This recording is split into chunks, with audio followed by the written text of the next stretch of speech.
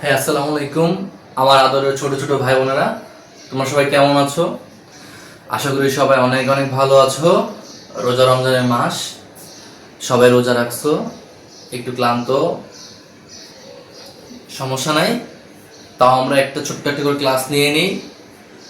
আমরা গত ক্লাসে শিখেছিলাম বা তোমাকে আমি পড়িয়েছিলাম হচ্ছে তোমাদের বায়োলজি বইয়ের অর্থাৎ জীববিজ্ঞানের প্রথম অধ্যায়ের জীবন পাঠ এর বইয়ের যত বেসিক, মানে পুরো বই আমি লাইন টু লাইন পড়িয়েছিলাম, ছবি সহকারে পুরো লাইন টু লাইন আমি বইটি তোমাকে পড়িয়েছিলাম। অর্থাৎ বইয়ের সম্পূর্ণ বেসিক তোমাকে আমার দেওয়া শেষ। এখন আজকে আমরা পড়ব এমসিকিউ নিয়ে, অর্থাৎ এই চ্যাপ্টার থেকে কি ধরনের এমসিকিউ তোমার পরীক্ষার হলে তুমি ফেস করতে পারো সেটা নিয়ে আজকে আমি আলোচনা করব। এবং আজকের ক্লাসে আমি তোমাকে 250টি এমসিকিউ দেখাবো। এখন তুমি বলতে পারো, ভাইয়া একটা ছোট চ্যাপ্টার 250টি এমসিকিউ কেন? কারণ ভাইয়া এই 250টি এমসিকিউ করলে তুমি আশা করি তুমি তোমার স্কুলের কোনো এক্সাম হোক, যে ইয়ার ফাইনাল হোক, মডেল টেস্ট হোক, স্পেশাল টেস্ট হোক, ক্লাস টেস্ট হোক, যে কোনো এক্সামে এমসিকিউ আসুক না কেন এই চ্যাপ্টার থেকে তুমি কিন্তু একটুও বাদবা না। আশা করি আমার কথাটা বুঝতে পারছো। এই একটা ভিডিও দেখে যদি 250টি এমসিকিউ সলভ করা যায়, এবং অনেকের কাছে হয়তো এমসিকিউ থাকেও না, এবং তোমাদের এমন দেখা যায় যে গ্রামে অনেক ছেলে মেয়ে থাকে বা একটু শহরের বাইরে কিছু ছেলে মেয়ে থাকে, আমার বন্ধুরা থাকে বা ছোট ভাই বোনেরা থাকে যাদের কাছে গাইড নাই, অনেকের কাছে থাকে না, তারা আমার ভিডিওটা প্লাস যাদের কাছে আছে, যারা তোমরা এমসিকিউ পড়ে বুঝো না, আমার ক্লাসটি করো, আশা করি তোমরা সব বুঝে যাবা ইনশাআল্লাহ। তাহলে চলো আজকে আমাদের এমসিকিউ ক্লাসটি শুরু করি। এবং তোমাকে আমি আগেই বলে দেই, আমার জীববিজ্ঞানের প্রতিটি চ্যাপ্টার 3টা ভিডিও যাবে, এক ভিডিওতে আমি সব করাবো না। ভিডিওগুলো ছোট ছোট থাকবে। প্রথমটা যাবে হচ্ছে চ্যাপ্টারের বেসিক, তারপরটা যাবে চ্যাপ্টারের সিকিউ, এবং তারপরে যাবে লাস্টে চ্যাপ্টার এমসিকিউ। অর্থাৎ একটা চ্যাপ্টার যদি 3টা ক্লাস তুমি করে ফেলতে পারো, তোমাকে জীববিজ্ঞান নিয়ে, অন্তত এসএসসি জীববিজ্ঞান নিয়ে তোমাকে আর কোনো চিন্তায় পড়তে হবে না। তাহলে চলো আমরা শুরু করি আজকে আমাদের এমসিকিউর ক্লাসটি।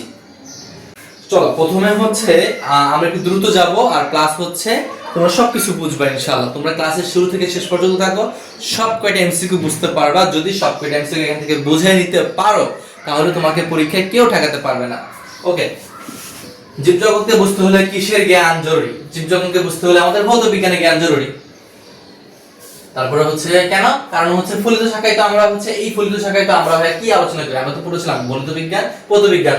ভৌততে আমরা তত্ত্ব নিয়ে আলোচনা করি, ফলিততে আমরা প্রায় নিয়ে আলোচনা করি। এখানে বুঝতে হলে আমাদের তত্ত্ব জানতে হবে। তত্ত্ব এই ভৌত বিজ্ঞান। ভাই এত পেছনে কিছুই নাই। ওকে, এখন তোমার প্রকৃতি বিজ্ঞানের তোমার প্রাচীনতম শাখা কোনটি?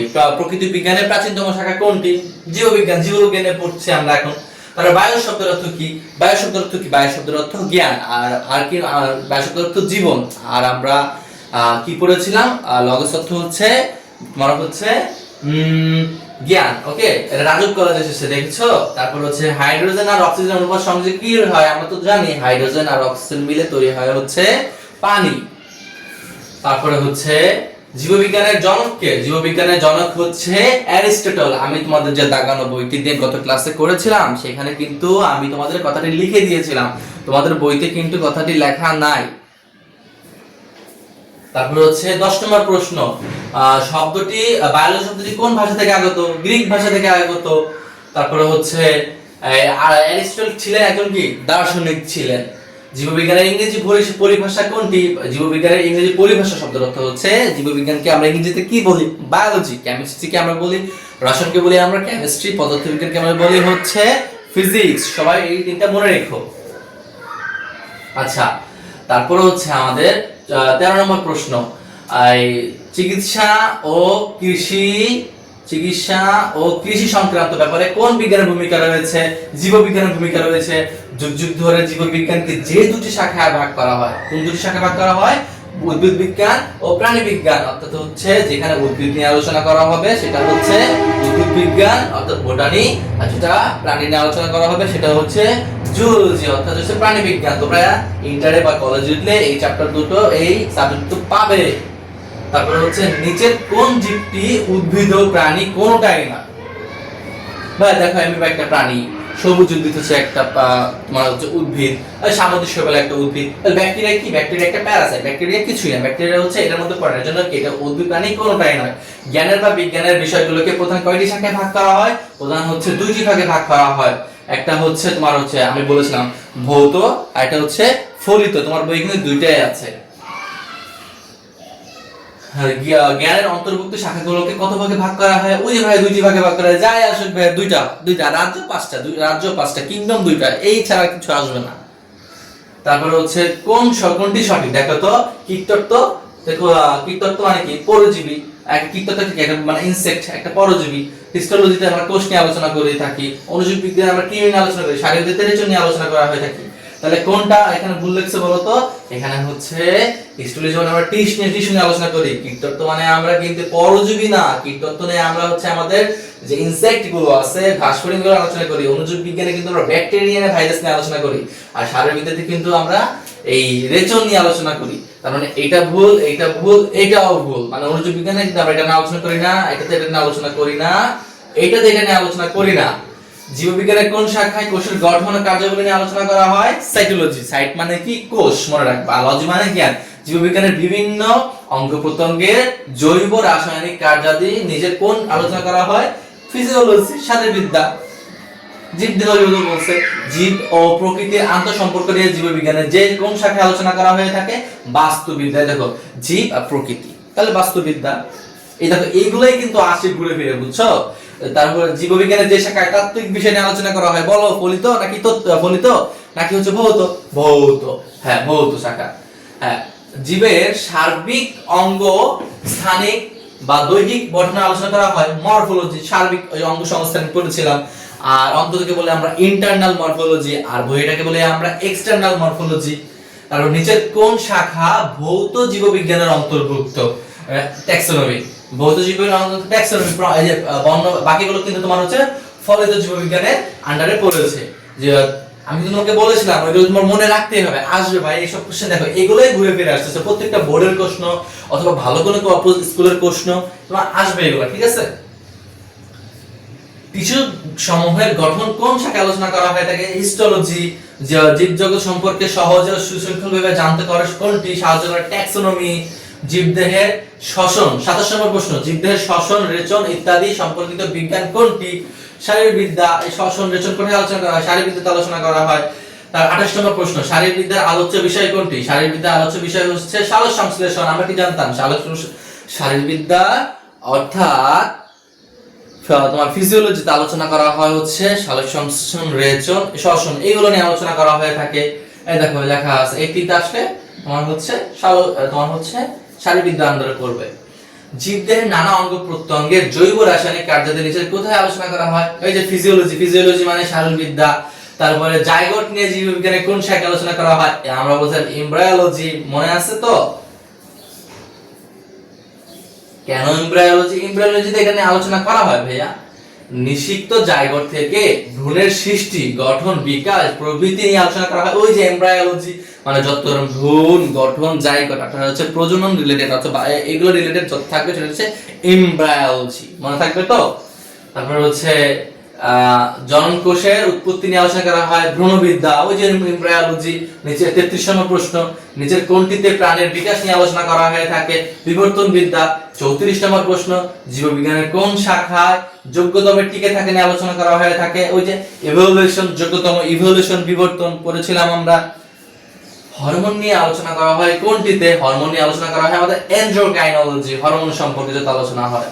36, নিচের কোনটি এন্ডোক্রাইনোলজির সাথে সম্পর্কযুক্ত? হরমোন। হরমোন নিয়ে কোথায় আলোচনা করা হয়? এন্ডোক্রাইনোলজি।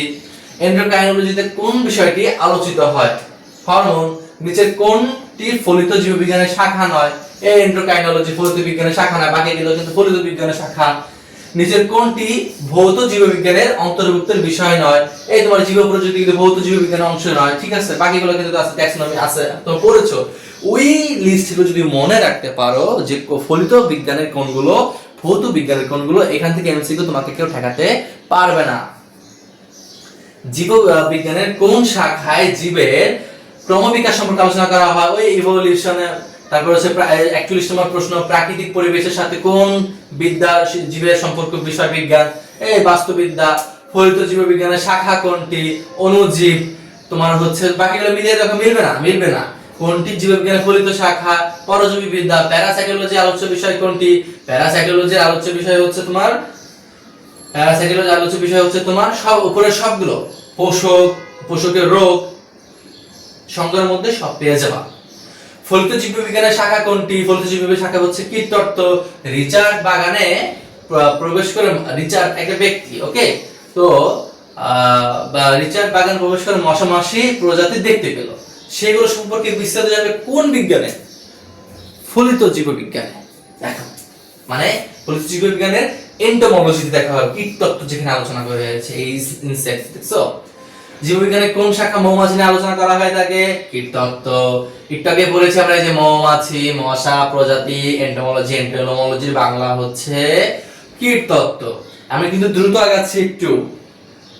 কীটপতঙ্গের জীবন নিয়ে আলোচনা করা হয় জীববিজ্ঞানের কোন শাখায়, এন্টোমোলজি। নিচের কোন ফলিত জীববিজ্ঞানের অন্তর্ভুক্ত, সামুদ্রিক জীববিজ্ঞান। জীববিজ্ঞানের ফলিত শাখা কোনটি, জিন প্রযুক্তি। নিচের কোনটি ফলিত জীববিজ্ঞানের শাখা, জীব প্রযুক্তি। তারপরে হচ্ছে জীববিজ্ঞানের প্রায়োগিক শাখা কোনটি, ফরেস্ট্রি। মানব ও পরিবেশের কল্যাণে জীব ব্যবহারের প্রযুক্তি সম্পর্কে বিজ্ঞান হলো বায়োটেকনোলজি। ঔষধ শিল্প ও প্রযুক্তি বিষয়ক বিজ্ঞান হলো তোমার ফার্মেসি, ওষুধ নিয়ে যেটা পড়াশোনা করা হবে। ফলিত জীববিজ্ঞানের শাখা কোনটি, বন্য প্রাণীবিদ্যা। আমাদের চারপাশে যা আছে তার সবকিছু নিয়ে আলোচনা করা হয় কোন শাখায়, পরিবেশ বিজ্ঞান অর্থাৎ এনভায়রনমেন্টাল সায়েন্স। জীবন সংশ্লিষ্ট শাখা কোনটি, ফলিত জীববিজ্ঞান। চিকিৎসা সম্পর্কিত জ্ঞান কোনটি, মেডিকেল সায়েন্স। অণুজীব নিয়ে আলোচনা করা হয় কোন শাখায়, মাইক্রোবায়োলজি। কম্পিউটার প্রযুক্তি নির্ভর জীববিজ্ঞান ভিত্তিক তথ্য আলোচিত হয় কোনটিতে, বায়ো ইনফরমেটিক্স। ক্যান্সার নির্ণয়ক বিদ্যা আলোচনা করা হয় বায়ো ইনফরমেটিক্স। এখন অনেকের প্রশ্ন থাকতে পারে যে এই প্রশ্নটা একটু অনেকে তোমার হচ্ছে এইটা দেখো, হ্যাঁ ছাইড একটু বুঝিয়ে দিই, একটু টাফ লাগতে পারে, কারণ এটা হচ্ছে তোমার হচ্ছে এই বায়ো স্ট্যাটিস্টিক্স সব একটু একরকম লাগে, হ্যাজার্ড হয়ে যাচ্ছে। কম্পিউটার প্রযুক্তি নির্ভর জীববিজ্ঞান ভিত্তিক তথ্য মানে কি, ইনফরমেশন, ইনফরমেটিক্স। ওকে, ক্যান্সার নির্ণয়ক বিদ্যা কোন শাখার অন্তর্ভুক্ত, এটা কি ইনফরমেটিক্স হবে না, ফার্মেসি হবে না, অণুজীব হবে না, অণুজীব মানে তো ভাইরাস, তাহলে কি জীব প্রযুক্তি মানে হচ্ছে বায়োটেকনোলজি দিয়ে আমরা কি বর্তমানে ক্যান্সারটাকে মোকাবেলা করতে পারছি অনেকাংশে। আচ্ছা এখন হচ্ছে 62 নম্বর প্রশ্ন দেখো তো। আচ্ছা ভাইয়া এখন 61 নম্বর পর্যন্ত আমরা যে কোশ্চেনগুলো পড়েছি, তোমরা আমার সাথে পড়েছো, তুমি কি একটা জিনিস লক্ষ্য করতে পারলা, এই যে প্রশ্নগুলো সবগুলো কিন্তু ওই যে দুটো পৃষ্ঠা তোমার ফলিত বিজ্ঞান, জীববিজ্ঞান, এই যে অনেকগুলো শাখা আছে, মানে নামগুলো আছে, এখান থেকে কিন্তু আসে। অর্থাৎ তুমি আমার সাথে যতই পড়ো, তুমি যদি ওইটা মনে রাখতে পারো ভাইয়া, এই 61টা এমসিকিউ 61,000 আসল তুমি পারবা। দেখছো ঘুরে ফিরে একই প্রশ্ন। চলো এখন আমরা প্রবেশ করি জীববিজ্ঞানের শ্রেণীবিন্যাস নিয়ে। তাহলে ক্যারোলাস লিনিয়াস জীবজগতে কয়টি রাজ্যে ভাগ করেন বলতো, দুটি রাজ্যে ভাগ করেছিলেন, মনে করে দেখো। এই পর্যন্ত কয় ধরনের প্রাণী প্রজাতি নামকরণ হয়েছে, প্রাণী কেন্দ্র কয় লক্ষ বলতো, প্রাণী 13 লক্ষ, আর উদ্ভিদ কয় লক্ষ বলতো, উদ্ভিদ হচ্ছে তোমার 5 লক্ষ। বিশাল এবং বৈচিত্র্যময় জীব জগৎকে সহজভাবে অল্প সময় ও অল্প পরিশ্রমে সঠিকভাবে জানতে জীববিজ্ঞানের যে স্বতন্ত্র শাখা গড়ে উঠেছে তার নাম কি, শ্রেণীবিন্যাস বিদ্যা। জীবজগৎ সম্পর্কে 65 নম্বর প্রশ্ন, জীবজগৎ সম্পর্কে সহজে ও সুশৃঙ্খল ভাবে জানতে হচ্ছে ট্যাক্সোনমি। ক্যারোলাস লিনিয়াসের জীবনকাল কত বলতো, 1707 থেকে 1778। এটা মনে রাখবা, 7 থেকে 8, মানে এখানে লাস্টে 7 আছে কিনা, লাস্টে 8 আছে কিনা, 7 8 7 8। ওকে, তাহলে কি দেখো এখানে একটা জিনিস খেয়াল করে দেখো, 7 7 7 7 7 8, এক তো কমন, আমার মতো করবা, এক তো কমন, এখানেও কমন, এখানেও কমন, ঠিক আছে। 7 তাহলে কি বলবো, 7 0 7 7 7 8, 7 0 7 7 7 8, মানে এখানে 7 আছে, এখানে 8 আছে, সাথে মনে রাখবা। প্রকৃতিবিদ ক্যারোলাস লিনিয়াস কোন দেশের অধিবাসী ছিলেন, উনি ছিলেন হচ্ছে সুইডেনের। উনি সুইডেনের হচ্ছে আপসালা বিশ্ববিদ্যালয় থেকে চিকিৎসাশাস্ত্রের ডিগ্রি লাভ করেন 1735 সালে। এটাও হচ্ছে আসতে পারে অ্যানাটমি কি, অ্যানাটমির বিশ্ববিদ্যালয়ের প্রফেসর ছিলেন। বিজ্ঞানী ক্যারোলাস লিনিয়াস আপসালা বিশ্ববিদ্যালয়ের কোন বিষয়ের অধ্যাপক ছিলেন? ওই জানানো মাত্র বলে আসছে, আমি কিন্তু জানতাম না কোশ্চেনটা, মাত্র বলে আসছে। আমি তোমার সাথে প্রথমবার করতেছি কিন্তু আমি পারছি কেন, আমি এগুলো মনে রেখেছি। জীব জগৎকে উদ্ভিদ জগৎ ও প্রাণী জগৎ এই দুই ভাগে ভাগ করা হয়ে থাকে। কে করেছে এটা? লিনিয়াস করেছে।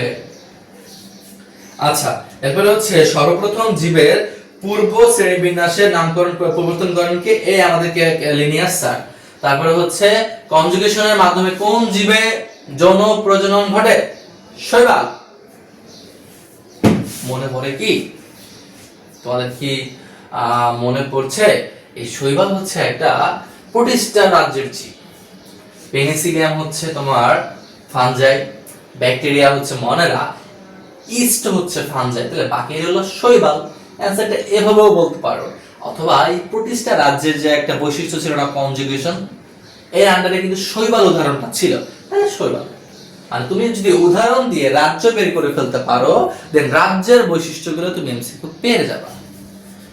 তারপর হচ্ছে নিচের কোনটি দেহ মাইসেলিয়াম দ্বারা গঠিত? মাশরুম। কেন মাইসেলিয়াম মাশরুম কেন? কারণ মাশরুম তো ফানজাই, আর ফানজাইয়ের উদাহরণ ছিল মাইসেলিয়াম। মনে করে দেখো, কোনটি মাম্মালিয়া তোমার হচ্ছে শ্রেণীর অন্তর্ভুক্ত? বিড়াল মাম্মালিয়া শ্রেণীর অন্তর্ভুক্ত। তারপরে কোনটি আর্কোগোনিয়েট মানে আর্কিওনিয়েট, ঠিক আছে?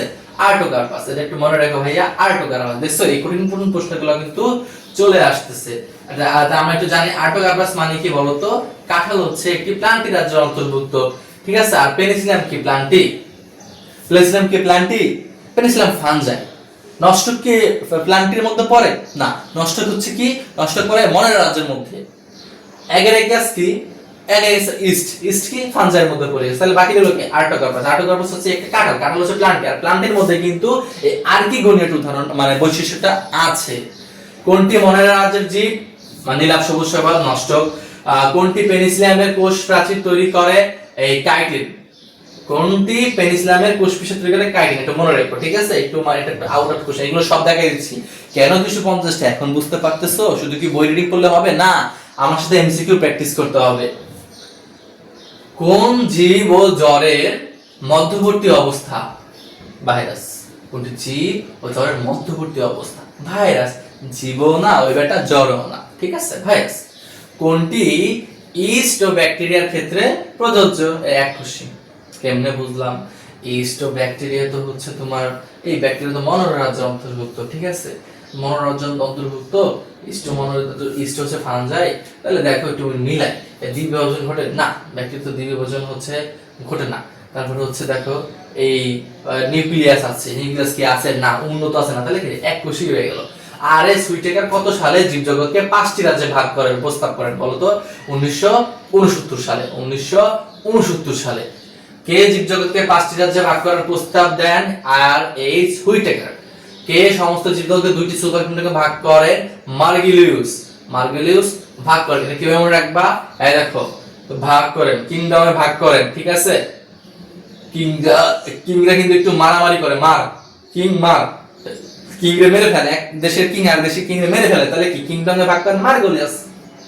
নিম্নের 104 নম্বর প্রশ্ন, নিম্নের কোন গ্রন্থে লিনিয়াস দ্বিপদ নামকরণ নীতি প্রবর্তিত করে বলতো? এটা হচ্ছে স্পিসিস প্ল্যান্টার। আমি কিন্তু তোমাকে এটা বইটা পড়ে দিই, এটা পড়তে হবে। জীববিজ্ঞান ক্যারোলাস লিনিয়াস স্পিসিস প্ল্যান্টানাম বইটি কত সালে রচনা করেন? 1753। মনে রাখতে হবে। আর যদি মনে না থাকে কি করতে পারো? না, একটু মনে রাখতেই হয়, ওকে?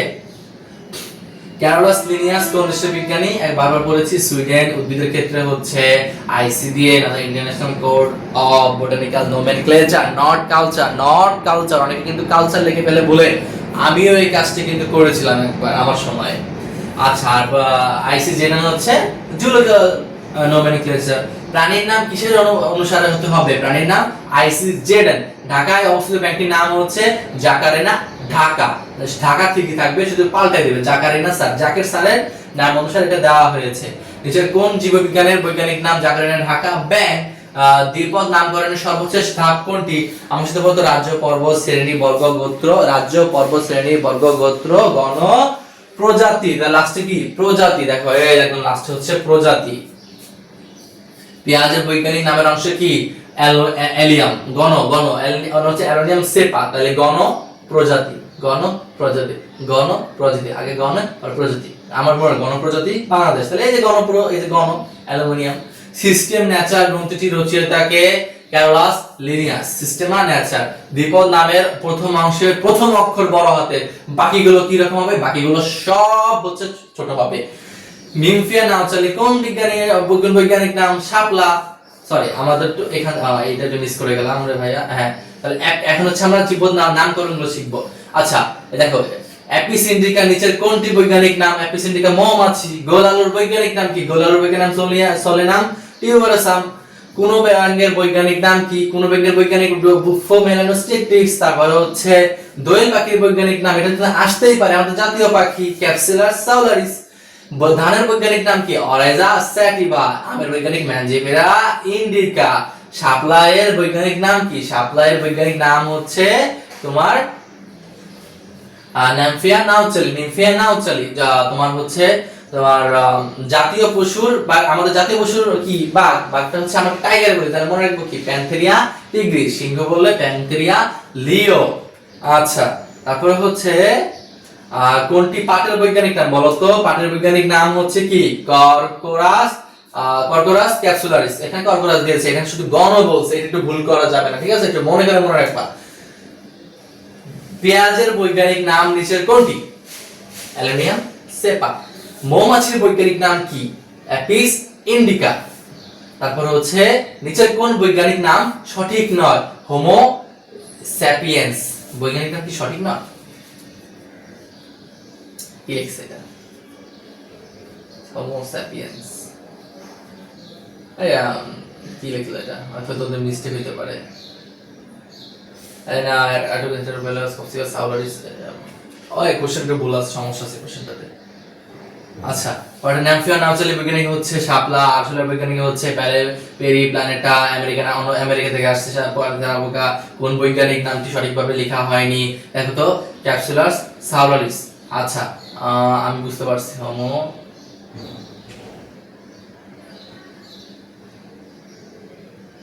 হ্যাঁ। তারপর হচ্ছে সিংহের বৈজ্ঞানিক প্যান্থেরা লিও। তারপর হচ্ছে রয়্যাল বেঙ্গল টাইগারের বৈজ্ঞানিক নাম কি, যে প্যান্থেরিয়া টিগ্রিস। তারপর হচ্ছে তোমার হচ্ছে এই প্লাজমোডিয়াম ভিভেক্স হচ্ছে কি, ম্যালেরিয়ার জীবাণু।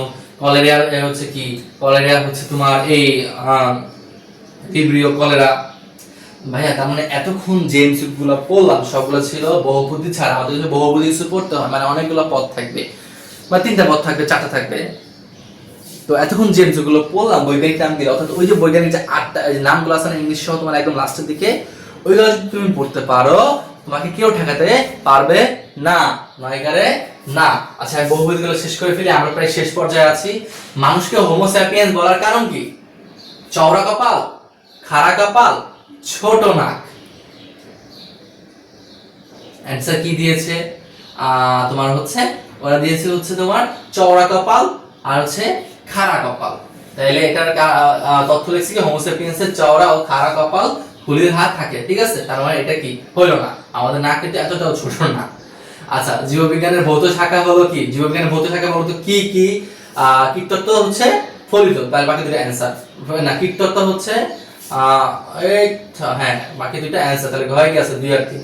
দেখো ফলিত জীববিজ্ঞানের শাখা কোনটা, ফলিত বিজ্ঞানের শাখা হচ্ছে বায়োজিওগ্রাফি, বায়োইনফরমেটিক্স, বায়োস্ট্যাটিস্টিক্স, বায়োজিওগ্রাফি। এই বায়োজিওগ্রাফিটা হচ্ছে তোমার হচ্ছে আলোচনা করা হয়ে থাকে ভৌত জীববিজ্ঞান, কারণ বাকি দুটো কি ফলিত আন্ডারে পড়ে গেল। আচ্ছা এরপরে হচ্ছে কোন রোগ নিয়ে আলোচনা করা হয় যে শাখা, সেটা হচ্ছে মেডিকেল সায়েন্স।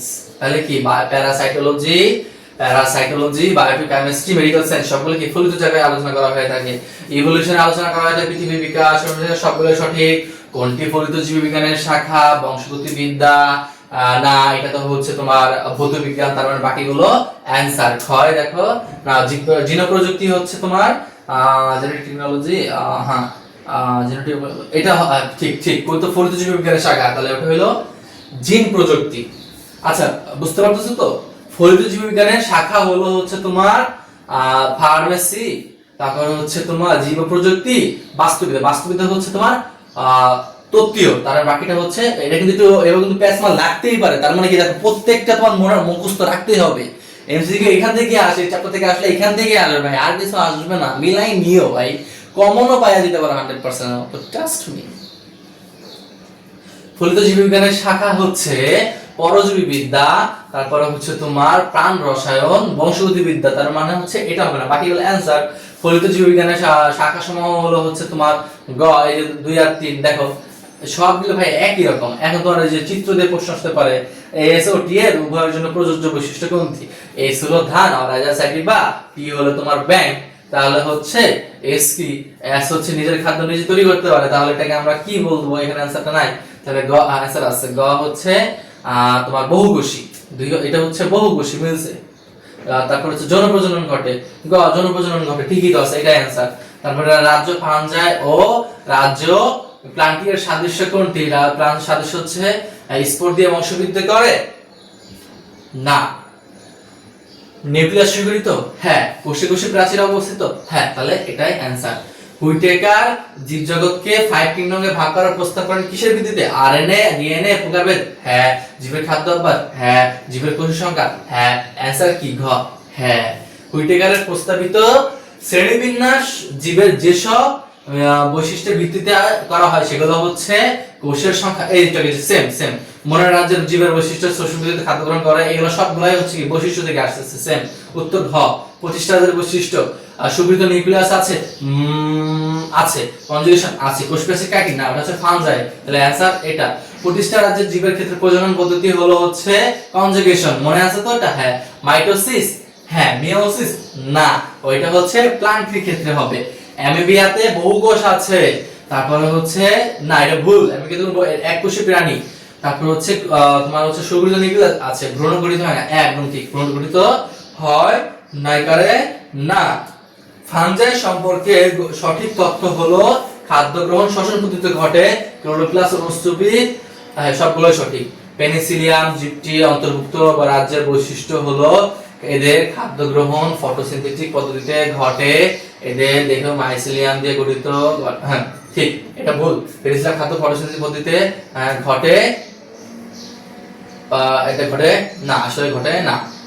তারপরে হচ্ছে ওরা তো আসলে সবুজ না, তোমরা কথা যে যাদের হচ্ছে ক্লোরোপ্লাস্ট থাকে তারা হচ্ছে সবুজ, ওরা হচ্ছে তোমার ওই ফটোসিনথেটিক ভাবে খাদ্য গ্রহণ করে। সালোক সংশ্লেষণ, ফটোসিনথেটিক মানে হচ্ছে সালোক সংশ্লেষণ। কিংডম প্লান্টি রাজ্যের অন্তর্ভুক্ত হলো এই প্লান্টি, মানে এটা কিংডম প্লান্টি বলতে এখানে তুমি ভয় পেয়ে যাও না, কিংডমের আন্ডারে তো প্লান্টি পড়ে, তাই না? তাহলে কারণ কিংডম হচ্ছে 1 আর 2, একের আন্ডারে মনোরা, বাকি হচ্ছে প্লান্টি, তাহলে প্লান্টির বৈশিষ্ট্যগুলো মিলাবা। নাম এখন দেখো অনুসন্ধিৎসু বিদ্যমান, সঠিক। তারপরে অধিকাংশ স্থল জীবী, তোমার হচ্ছে স্থলজ ও মৃতজীবী, না মৃতজীবী তো কখনো প্লান্টি হবে না, তাই না? স্থলজ ও জলজ হবে এখানে, জলজ। প্রকৃত নিউক্লিয়াস যুক্ত সংশ্লেষণী উদ্ভিদ, ওকে। তার মানে কি এটা হচ্ছে অ্যান্সার হচ্ছে এটা। গ মনোরা বৈশিষ্ট্য হলো এরা এককোষী ফ্লামেন্টাস, এদের নিউক্লিয়াস ও নিউক্লিয়ার পর্দা আছে, এরা হচ্ছে প্রধানত শোষণ পদ্ধতিতে খাদ্য গ্রহণ করে, তাহলে এই যে খ 1 আর 3। তাহলে প্লান্টি রাজ্যের জীবের বৈশিষ্ট্য হচ্ছে হ্যাপ্লয়েড স্পোর তৈরি হয়, হ্যাপ্লয়েড 1 আর 3। দেখো এই সব বৈশিষ্ট্য ভাইরে ভাই, এই বৈশিষ্ট্য থেকে আসতেছে, মানে কি এগুলো পারতে গেলে আমাকে বৈশিষ্ট্য জানতে হবে।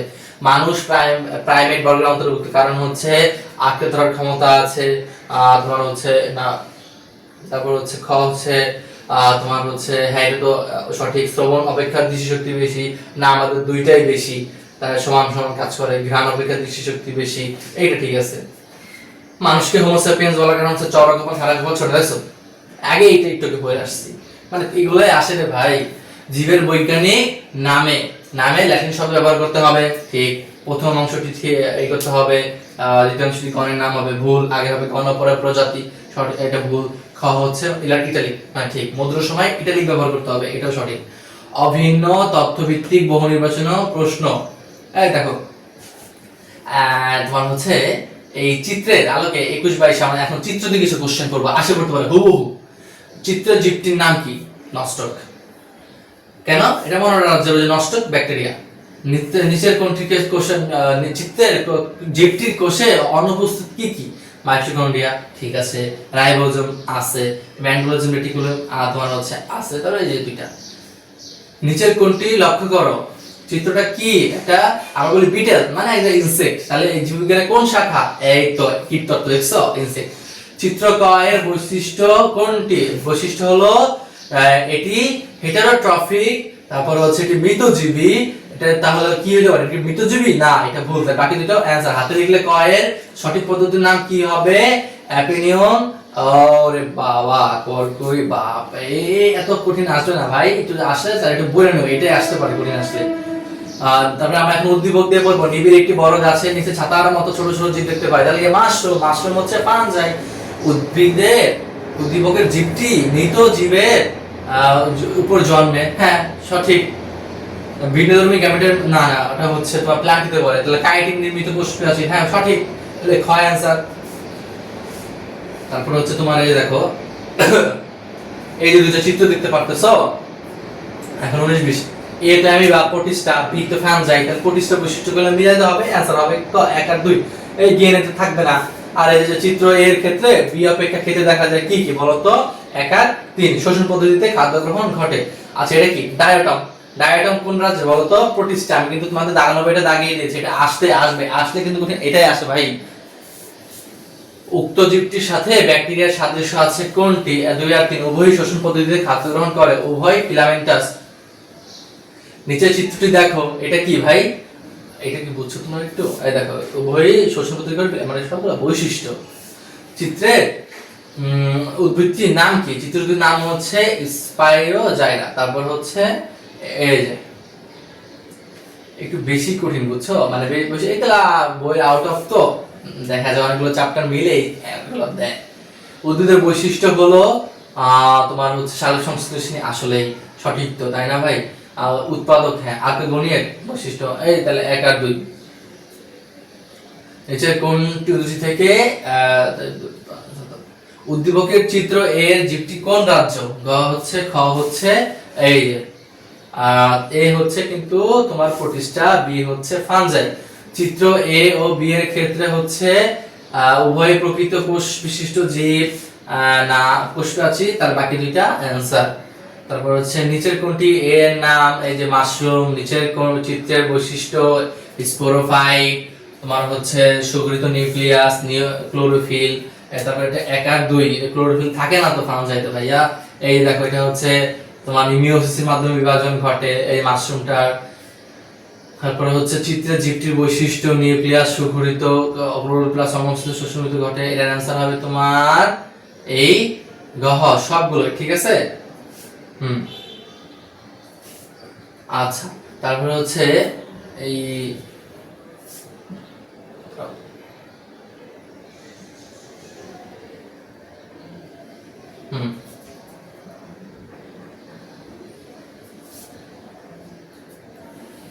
উদ্দীপকের জীবটি কোন রাজ্যের অন্তর্ভুক্ত? এই যে ফানজাই, এটা কারণ এটা পেনিসিলিয়াম। উক্ত রাজ্যের বৈশিষ্ট্য হলো 1 আর 3। 3 উন্নত নাই।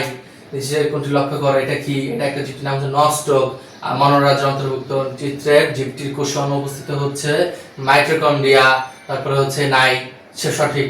মানে তারপরে এন্ডোপ্লাজমিক রেটিকুলাম হচ্ছে নাই, রাইবোসোম আছে। তারপর হচ্ছে প্রকৃতিতে এক ধরনের স্থলজ মৃতজীবী পরজীবী উদ্ভিদ রয়েছে যাদের হচ্ছে মাইটোসিলিয়াম। এটা হচ্ছে কি? ফানজাই। এদের বৈশিষ্ট্য হলো কি তোমার এই দেখো মিলবে। পঞ্চরাজ্য প্রস্তাবিত হয় কত সালে? এই তোমার হচ্ছে 1969 সালে। মার্গুলিস কত সালে ভাগ করেন? 74 সালে। মার্গুলিস কত সালে হুইটেকার হিসেবে বিন্যাস দেন? তোমার হচ্ছে 1974 সালে। নস্টক কোন রাজ্যের অন্তর্ভুক্ত? নস্টক হচ্ছে মনোরা। চিত্র এ এর জীবটি কোন রাজ্য? এটা হচ্ছে চিত্র এ হচ্ছে তোমার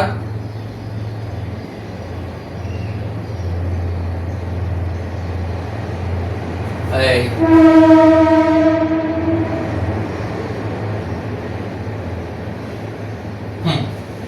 দেখো নিম্নের কোন কোষে ক্রোমাটিন বস্তু থাকে, নিউক্লিয়ার পর্দা নাই। এই তোমার নষ্ট। নিম্নের কোন রাজ্যের ক্ষেত্রে কনজুগেশনের মাধ্যমে যৌন জনন ঘটে? তোমার হচ্ছে প্রতিষ্ঠা। নিচের ঘটে কিন্তু ভ্রূণঘটিত হয় না, তার প্রতিষ্ঠা। কোন রাজ্যের জীবের কোষে প্লাস্টিক, মাইটোকন্ড্রিয়া, এন্ডোপ্লাজমিক থাকে না? এই তোমার মনোরা। তারপরে হবে ব্যাকটেরিয়া রাজ্য কোনটি? ব্যাকটেরিয়া রাজ্য হচ্ছে তোমার হচ্ছে মনেরা। ডায়াবেটিস চিকিৎসায় কোন রাজ্যের জীব, ঠিক আছে। এই দেখো এই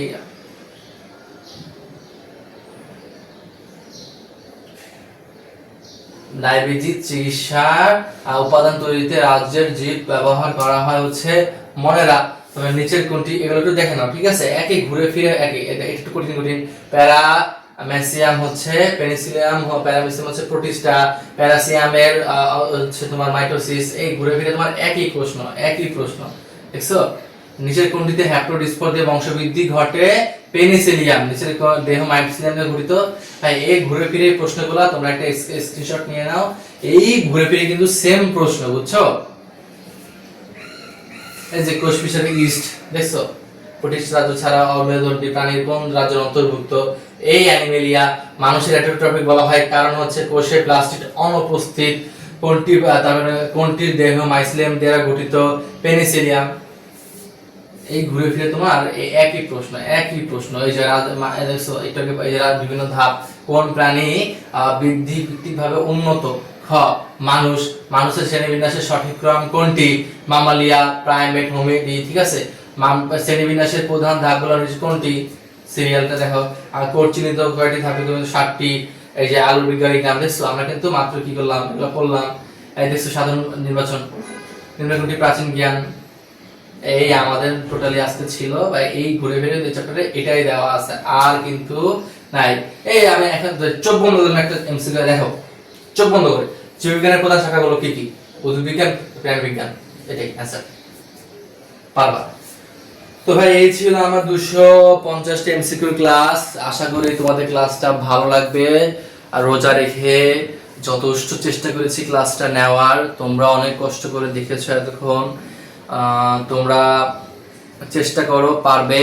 আর জেএমসি গুলো একটু বুঝতে সমস্যা হয়েছে, স্ক্রিনশট নিয়ে আবার দেখো, যাদের কাছে গাইড নাই এটা হচ্ছে ফলো করতে পারো। তো তোমরা ভালো থাকো। আশা করি এই ক্লাসটা করলে এমসিকিউ নিয়ে আর কোনো সুবিধা হবে না। সবাইকে ধন্যবাদ। আসসালামু আলাইকুম।